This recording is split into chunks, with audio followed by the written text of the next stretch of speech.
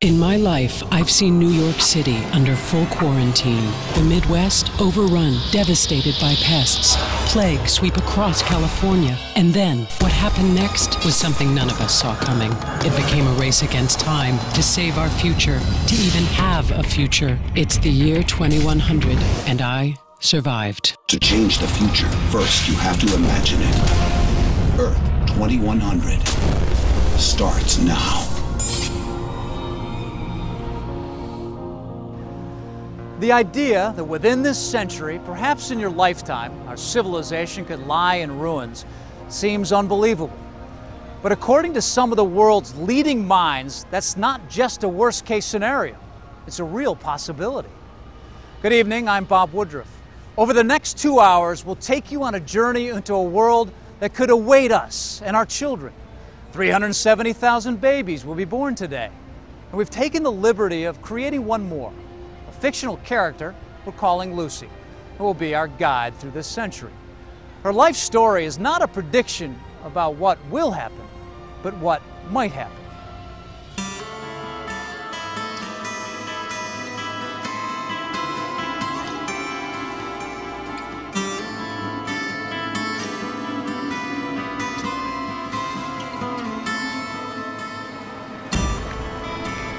This once glorious city, whose lights at night could be seen for miles, empty now.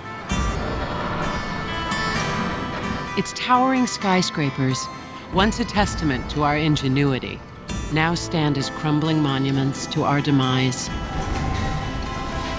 Maybe only artists can grasp what that kind of future really holds for us. It's perhaps in the area that we think of today as science fiction, but that could be a very real future for the planet. 100 years from now, if New York is abandoned, I can imagine some advanced creatures, maybe humans, maybe extraterrestrials, looking at New York and saying, those ignorant people, how on earth could they have ever expected to survive? I can ask myself what happened, but where do I begin? With the droughts, the famines, the plague? It began long before all that. I lived through it all. My story is everyone's story, the story of the last century.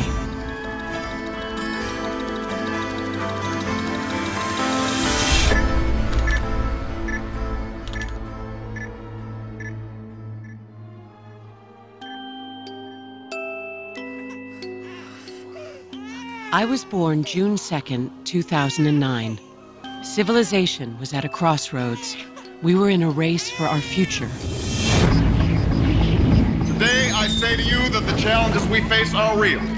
They are serious and they are many. The temperature is expected to keep going up. The stock market plunged. Douglas County will run out of drinking water. They will not be met easily or in a short span of time. Sixth grader came down with suspected swine flu on Wednesday. Energy, climate, food, population, economic pressures. Any one of these challenges might be very serious in itself. But because they're happening all simultaneously, it's going to be very difficult for our governments to cope. When I look at the next century, I feel it's up for grabs. Raising sea level. Catastrophic weather. 10-year drought. It's scary. These are things that are happening today. The time for action is now. The world had never known such uncertainty. We were used to having what we wanted and doing what we wanted. The analogy that I would draw is someone looking at their bank account, and week after week they're withdrawing money and they're enjoying a good life. If they would bother to read the statements, they would see that the bank account is dropping $900, $800, $700, $600. And at that rate, you know that in another 6 months of the good life, there's not going to be a good life anymore. We've acted as though we were independent of the environment. We've burned fossil fuels. We've overused our renewable resources in the belief that we could do that forever. People are complaining about the economic crisis we have right now. You haven't seen nothing yet. You know, if we continue down this suicidal pathway that we're on, where we basically turn living stuff into dead stuff and call that economic growth, this will look like the good old days.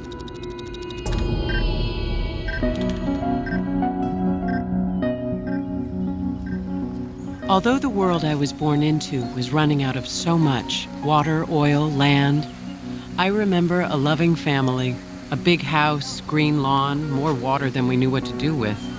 My parents must have known what was happening. We had a compact car and recycled. And it wasn't just us. Smart, imaginative people everywhere were working furiously on solutions. Our government was pouring money into alternative energy. It seemed like everyone was growing their own vegetable garden. Windmills were sprouting up all over. People were beginning to understand. But the clock was running out, and nature was always one step ahead. Flowers are blooming earlier, and trees are leafing earlier. Birds are coming back from migration much earlier. If you were to pull back from the Earth, what you would see is sort of a refugee movement, if you will. And species are moving their ranges farther north to get to cool, from south to north, and from the valleys up to the mountaintops.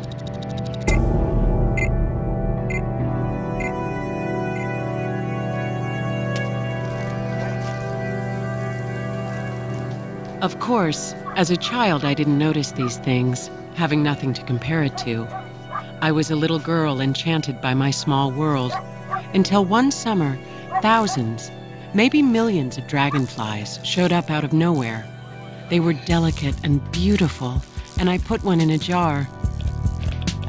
My mother was puzzled and looked them up.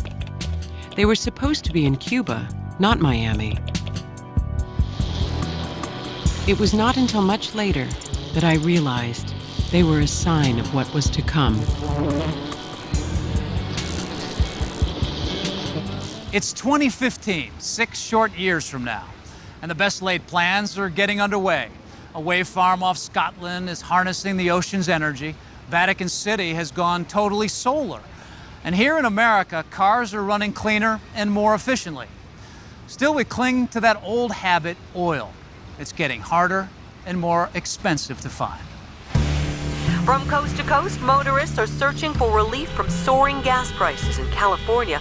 We could see a doubling or tripling of real oil prices. That's after inflation. We're running out of oil, and we've created a society, the American way of life is what we call it, based on the assumption that oil will be plentiful forever. The large spread out suburbs that we've grown accustomed to, the strip malls, the big box stores with their enormous parking lots around them, all of those have been made possible because we've had cheap gasoline.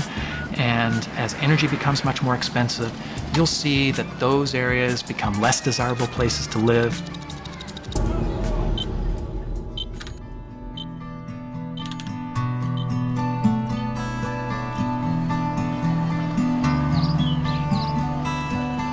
The first time I moved, I was 6. A lot of people were leaving the suburbs for the city. There were new jobs, and you didn't need a car for everything. My dad was going to work on the new streetcar system in Miami.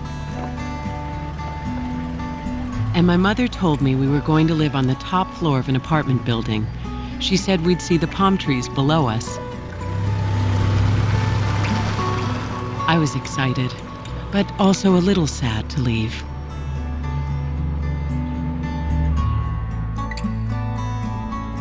As the price of oil goes up, it will ripple through every part of the global economy. In Washington today, protesters demanded an end to rising food prices. Our agriculture system is almost wholly dependent on cheap oil.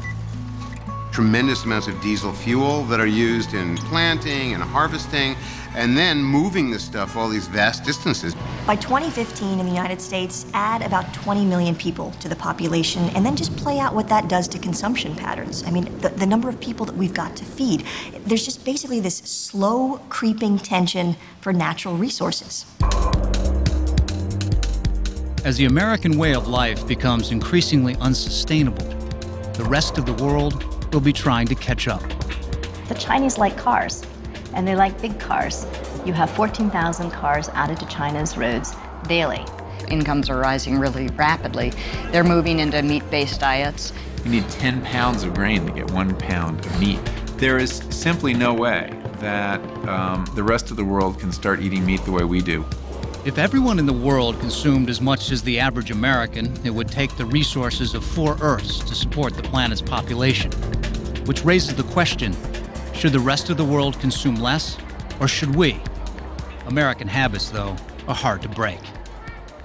We in the U.S. have gotten used to the idea that we're somehow immune to natural limits and it's the other people who are going to suffer. Good morning, Miami. The summer of 2015 is on track to become one of the hottest in history. Temperatures are expected to be in the triple digits. My mother and I were waiting for gas. The line went around the block and then some. Nothing new. But this time, the line had stopped moving altogether.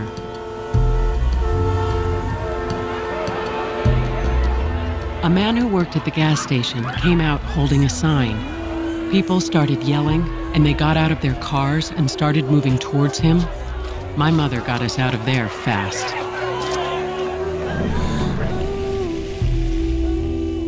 I've been staking out an area that's been hit hard recently by gas snatchers. Now look at him, he gets out, walks right up to the car. Wow, look at this, right in the middle of the day.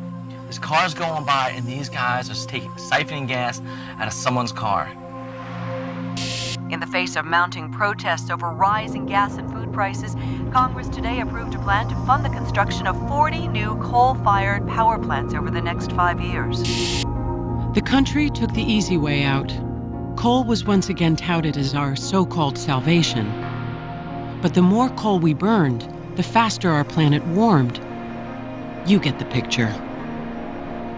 We're spewing more carbon, more methane, more nitrous oxide into the atmosphere. All the bad things of climate change are coming true. And most people were just going along with their everyday lives as if nothing had changed. And until we have a crisis of some kind, I don't think we're going to be motivated to wake up and say, okay, now we have to change. Sometimes it takes a big shock to get people, out of the inertia that's built into the system.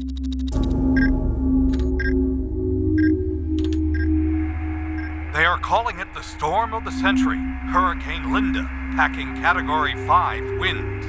Big storms weren't unusual, but this one was bigger than the others, and it was headed for Miami. All coastal regions are being evacuated. When this storm makes landfall, we are going to see a tremendous storm surge. My mother was a nurse, and she wouldn't leave until all the sick were evacuated from the hospital. My father was afraid we wouldn't get out in time. I was afraid, too.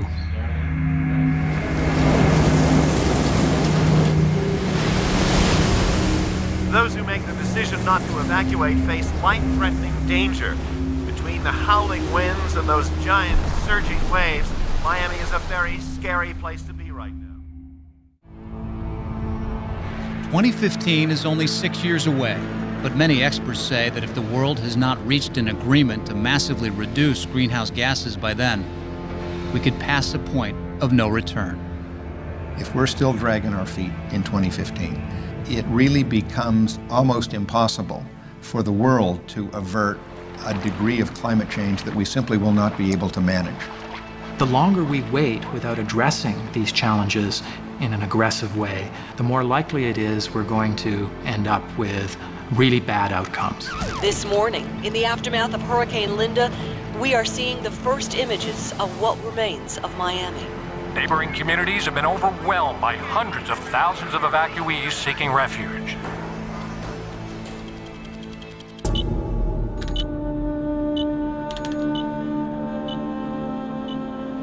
The evacuation center was as big as an airplane hangar. Maybe it was an airplane hangar, and so jammed